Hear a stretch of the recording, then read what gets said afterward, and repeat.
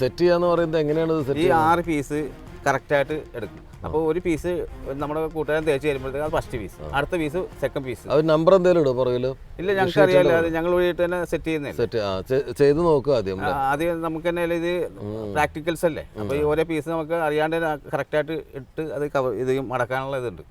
എപ്പോഴെങ്കിലും ഈ ഇത് മാറിപ്പോയിട്ടുണ്ടോ പീസ്? അത് ഈ മടക്കുന്നവർ ചിലപ്പോൾ ഒരു പീസ് അങ്ങോട്ടും ഇങ്ങോട്ടും അറിയാൻ വയ്യാത്തവർ ചെയ്യുകയാണെങ്കിൽ ഒരു പീസ് ചിലപ്പം ഈ സെക്കൻഡ് പീസ് ചിലപ്പോൾ മൂന്നാമത്തെ പീസിലേക്ക് പോകും. അപ്പോൾ ഞങ്ങൾക്ക് ഇച്ചിരി ബുദ്ധിമുട്ട് വരും. ഒട്ടിക്കുമ്പോഴത്തേക്ക് അത് ഒരു ലേശം ഒരു താമസം വരും. ഇത് കറക്റ്റായിട്ട് പീസ് മുടക്കി കഴിഞ്ഞാൽ ഞാൻ പറയില്ലേ, കമ്പ്യൂട്ടർ മാതിരി അങ്ങോട്ട് വേഗം വെച്ച് ആ ലെവലിൽ അതിനൊരു എൻഡുണ്ട്. ഇങ്ങനെ ഈ അവർ പബ്ലിക് ഈ ഡിസൈൻ ഈ പ്രസ്സുകാർ ഇവിടെ ഇങ്ങനെ അപ്പോൾ അത് നമുക്ക് കറക്റ്റായിട്ട് അറിയാം. അത് അങ്ങോട്ട് വെച്ച് കഴിഞ്ഞാൽ അതിൻ്റെ പുറത്ത് ആ ലെവലിൽ അങ്ങോട്ട് വെച്ച് കഴിഞ്ഞാൽ ഇത് കൃത്യമായിരിക്കും, ഈ മുഖമൊക്കെ കറക്റ്റായിട്ട് വരും. അത് ഞങ്ങളുടെ വർക്ക് എന്ന് പറഞ്ഞാൽ ഇപ്പം ഇന്ന് ഉച്ചയ്ക്ക് തുടങ്ങി. അവിടെ വന്ന് നമ്മളെ ഡിസ്ട്രിബ്യൂട്ടേഴ്സിൻ്റെ അവിടെ വന്ന് പോസ്റ്റൊക്കെ സീൽ ചെയ്ത് അവിടെ നിന്ന് സാധനം ഇവിടെ കൊണ്ടുവന്ന് എല്ലാം സെറ്റ് ചെയ്ത് ഇന്ന് രാത്രി 10 മണിക്ക് ഇറങ്ങും. പിറ്റേന്ന് രാവിലെ ഒരു 10 മണിയാകുമ്പോഴത്തേക്കാണ് ഞങ്ങൾ പണി കഴിഞ്ഞ് ഇവിടെ വന്ന് കുളിച്ച് ഫ്രഷായി കഴിഞ്ഞാൽ അത് കഴിഞ്ഞിട്ട് പിന്നെ ഈ ഡിസ്ട്രിബ്യൂട്ടേഴ്സിനെ പോയി കാണണം. ഇപ്പോൾ മലയാള സിനിമയിൽ ഫ്ലൂറസെൻറ്റ് പോസ്റ്റേഴ്സ് പ്രിൻ്റ് ചെയ്യാറില്ല. മറ്റ് പോസ്റ്ററുകളേക്കാൾ 4 രൂപയോളം ചിലവ് കൂടുതലുണ്ട് ഫ്ലൂറസെൻറ്റ് പോസ്റ്റേഴ്സിന്. ഈ അധിക ചെലവിന് തടയിടാൻ ഫിലിം ഡിസ്ട്രിബ്യൂട്ടേഴ്സ് അസോസിയേഷൻ കൊണ്ടുവന്ന നിരോധനമാണ് ഫ്ലൂറസെൻറ്റ് പോസ്റ്റേഴ്സിൻ്റെ നിരോധനം. പോസ്റ്റേഴ്സിൻ്റെ കോസ്റ്റ് കൂടിയപ്പോൾ അതിനൊരു നിയന്ത്രണം വേണം. അനാവശ്യമായിട്ട് കൂടുതൽ പോസ്റ്റേഴ്സ് ഒട്ടിച്ച് നഷ്ടപ്പെടുത്തേണ്ട, ഡിസ്ട്രിബ്യൂട്ടർക്ക് നഷ്ടം വരാതിരിക്കാൻ വേണ്ടിയാണ് ഇത് പ്രധാനമായിട്ടും തുടങ്ങിയത്. പിന്നെ അതുപോലെ ഈ അസോസിയേഷൻ്റെ നേതൃത്വത്തിൽ ചെയ്യുന്നതിന് മുമ്പ് ഈ പോസ്റ്റേഴ്സ് ഡിസ്ട്രിബ്യൂട്ടർ നേരിട്ട് ഒട്ടിക്കുമ്പോൾ ഒരാൾ ഒട്ടിക്കുന്ന പോസ്റ്ററിൻ്റെ മുകളിൽ മറ്റൊരാൾ ഒന്ന് കവർ ചെയ്യുന്ന സിസ്റ്റം, ഒരു രീതി ഉണ്ടായിരുന്നു. അപ്പോൾ അതുകൊണ്ട് ഭീമമായ നഷ്ടം ഡിസ്ട്രിബ്യൂട്ടേഴ്സിന് ഉണ്ടായി. അത് പ്രധാനമായിട്ടും അത് ആ നഷ്ടം ഇല്ലായ്മ ചെയ്യാൻ വേണ്ടിയാണ്. പിന്നെ ഇതിന് നിയന്ത്രണം ഉണ്ടാക്കാൻ പറ്റും ആ സംഘടനാ തലത്തിൽ. പണ്ട് ഈ പോസ്റ്റർ അടർത്തിക്കൊണ്ട് പോകുന്ന പരിപാടി ഉണ്ടായിരുന്നു. ഇപ്പം അങ്ങനെ അത് അതിന് എന്ത് ചെയ്യുന്ന ഇങ്ങനെ അടർത്തുന്ന കാണുമ്പോഴത്തേക്കും നമ്മൾ ആ ഒരു പോസ്റ്റ് ഇങ്ങനെ ഒന്ന് വട്ടം കീറും. കീറി കഴിയുമ്പോഴത്തേക്കും അത് കൊണ്ടുപോകുന്നവർക്ക് പ്രയോജനപ്പെടില്ല. അതാണ് ഞാൻ ചോദിക്കണമെന്ന് വിചാരിച്ചത്. കാരണം അത് ഞാൻ കണ്ടിട്ടുണ്ട്. ഈ പോസ്റ്റർ ഒട്ടിച്ചതിന് ശേഷം ഈ ചില ആൾക്കാർ ചോദിച്ചാൽ കൊടുത്തില്ലെങ്കിൽ അവർ എന്തെങ്കിലുമൊക്കെ ചെയ്യും. ഇത് എടുത്തോണ്ട് അടുത്തോണ്ട് പോകുന്നപ്പോൾ അവർ വന്നിട്ട് ഒരു പോസ്റ്റിങ് നോക്കുമ്പോഴത്തേക്കും നമ്മൾ പറയുന്നത് ഇങ്ങനെ സീൽ ചെയ്ത് ഇത്ര കാശ് മുടക്കുള്ള പോസ്റ്റാണെന്നൊക്കെ പറയുമ്പോഴത്തേക്കും അവർ എന്നാലും ചില ടീമുകൾ വന്നിട്ട് അവർക്ക് വാശിയും വൈരാഗ്യത്തിൻ്റെ പുറത്ത് നമ്മൾ അങ്ങോട്ട് മാറുമ്പോഴത്തേക്കും ഒരു അടുത്തെടുത്തു പോകും. ഇത് കാണുമ്പോൾ ഇത് നമുക്കറിയാവുന്നതിൻ്റെ പുറത്ത് നമ്മൾ എന്തെന്ന് പറഞ്ഞാൽ ഇങ്ങനെ ചോദിച്ച സ്ഥിതിക്ക് അതൊന്ന് കീറി വെച്ചിട്ട് അങ്ങോട്ട് ഒട്ടിക്കും. അപ്പോൾ അവന് അടർത്തിയാലും ഇത് പീസായിട്ടേ കിട്ടുള്ളൂ. അപ്പോൾ അവന് പ്രയോജനപ്പെടില്ല. അങ്ങനത്തെ സൂത്രങ്ങളൊക്കെ ഉണ്ട് ഇതിൽ. മുൻപ് നടന്നും സൈക്കിളിലും ഒക്കെ പോയിരുന്ന ഇവർ ഇപ്പോൾ ബാക്ക് എഞ്ചിൻ ഓട്ടോറിക്ഷകളിലാണ് പോസ്റ്റ് ഒട്ടിക്കാൻ ഇറങ്ങുന്നത്. സൈക്കിളിന് പോയിട്ട് പോസ്റ്റ് ഒട്ടിക്കും.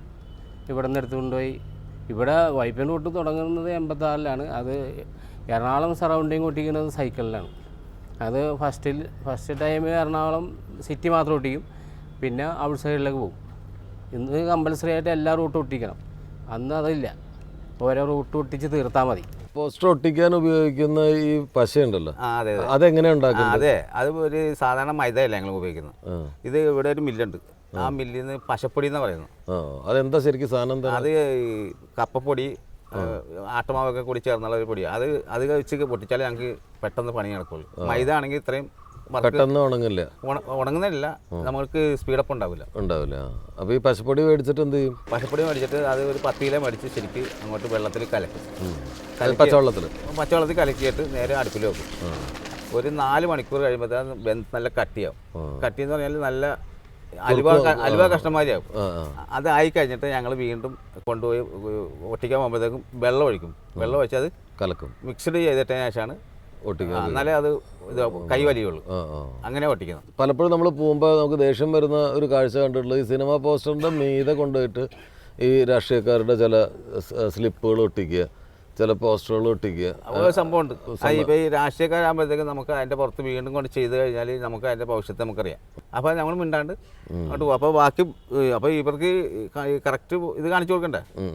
അപ്പോൾ ഞങ്ങൾ അത് ഒന്നും ചെയ്യണമെന്ന് വെച്ചാൽ അപ്പോൾ ഇത് പറയും ഇവിടെ ഓടിച്ചിട്ടുണ്ടെന്ന് ഡിസ്ട്രിബ്യൂട്ടേഴ്സിൻ്റെ അടുത്ത് ഒന്ന് പറയും. അപ്പോൾ അത് അങ്ങനെ തന്നെ നിൽക്കും. ഇപ്പോൾ 6 ഷീറ്റ് പോസ്റ്റിൻ്റെ പുറത്ത് നമ്മൾ ഈ രാഷ്ട്രീയക്കാർ കൊണ്ട് വെച്ചാലും ബാക്കി പീസ് എൻ്റെ ബാലൻസ് അവിടെ ഉണ്ടാവും. പക്ഷെ നമുക്ക് വല്ല വിഷമമായിരിക്കും.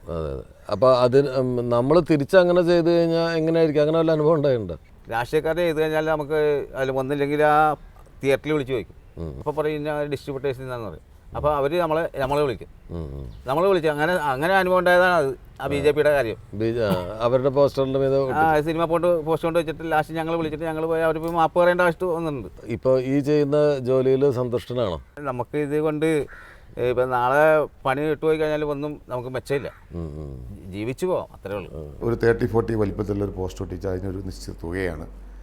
അത് ഓട്ടോറിക്ഷയുടെയും പിന്നെ അതുപോലെ പശ ഒട്ടിക്കാനുള്ള പശ ഇതിനെല്ലാം ചിലവ് കണക്കാക്കിയിട്ട് അവരെ കൂലി എല്ലാം കണക്കാക്കിയിട്ട് ഒരു നിശ്ചിത തുകയാണ് നമ്മൾ കൊടുക്കുന്നത്.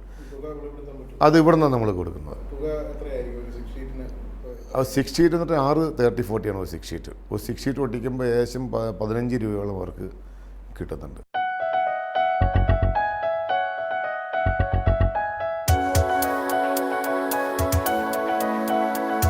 കോയക്കായുടെയും കൂട്ടുകാരുടെയും രാത്രി സഞ്ചാരങ്ങളിലെ സാരഥി, കഴിഞ്ഞ കുറേ വർഷങ്ങളായുള്ള സാരഥി ഗോപിച്ചേട്ടൻ നമ്മളോടൊപ്പം ഉണ്ട്. അദ്ദേഹത്തിൻ്റെ അനുഭവങ്ങൾ നമുക്ക് ചോദിച്ചറിയാം. നമസ്കാരം ചേട്ടാ. ഗോപിച്ചേട്ടൻ എത്ര വർഷമായി ഇവരുടെ കൂടെ ആയിട്ട്? 10-12 വർഷമായി. 10-12 വർഷമായി. 12 വർഷങ്ങളിൽ എല്ലാ വ്യാഴാഴ്ചയാണ് വ്യാഴാഴ്ചയാണ് കൂടുതൽ. പിന്നെ ഏതെങ്കിലും ദിവസങ്ങളിൽ ക്യാബ് വരുന്ന ദിവസങ്ങളിൽ അന്നേരം പോകും. അപ്പം ആ വ്യാഴാഴ്ച രാത്രി ശിവരാത്രിയാണ്. ഫുള്ള് നിൽക്കണ്ടായിട്ട് പിറ്റേ ദിവസം ഒരു 8 മണി 9 മണിയാവുന്നവർ നിൽക്കേണ്ടി വരും. ഒരു ട്രിപ്പ് ഇങ്ങനെ പോകുമ്പോൾ ഒരു വ്യാഴാഴ്ച രാത്രിയിലെ ഒരു സർക്യൂട്ട് എത്ര കിലോമീറ്റർ ഏകദേശം വരും? കിലോമീറ്റർ എന്ന് പറഞ്ഞാൽ ഒരു 18-20 കിലോമീറ്റർ കൂടുതൽ വരില്ല. അത്രേ ഉള്ളൂ. 20 കിലോമീറ്ററിന്റെ ഉള്ളിലുള്ള ഓട്ടമാണ്. അപ്പം നിർത്തിയും എടുത്തും ഓരോ സ്ഥലത്ത് ഒട്ടിച്ച് പോകുന്നു. അപ്പൊ വളരെ അടുത്തൊക്കെ പോകേണ്ടി വരും, ചിലപ്പോൾ കുറച്ച് ലോങ് പോകേണ്ടി വരും.